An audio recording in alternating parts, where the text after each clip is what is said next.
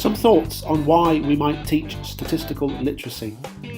The big idea is that we hope to take a random sample which has been drawn from some kind of population or data generating mechanism, and we use that sample to make a statement about the population from which we drew the sample.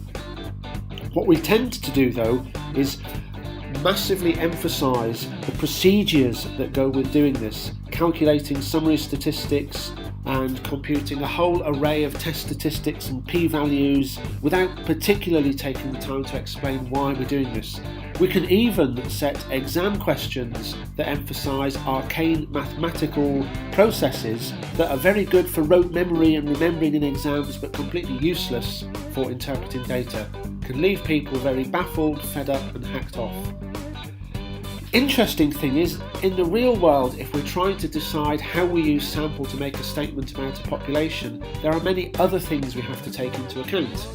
In this very simple stylistic, I'm suggesting that perhaps the weather conditions when we took our random sample might influence the sample we got, and we might have to be a little bit more creative in critiquing the way we interpret the results.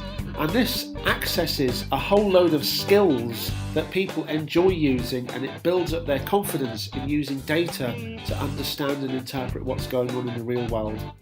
So the simple question, what does the sample entitle us to say about the population, is a question that shouldn't be answered in terms of mathematical procedures, but should engage a whole set of critical skills that people can be very rewarded in developing. We need to ask questions like how well a particular sample might represent a population based on the way we collected it. We might wonder which population we're referring to with a particular sample. We might wonder whether the population model that we've proposed is sensible. And very often in observational data, we want to know whether hidden confounders might explain any associations we see. What makes this so interesting is that the whole field here is wrapped up with what I regard as threshold concepts, and that by taking the time to explore these ideas, we can better understand the logic and rationale for some of the procedures we're trying to use, and we can allow people to pass through these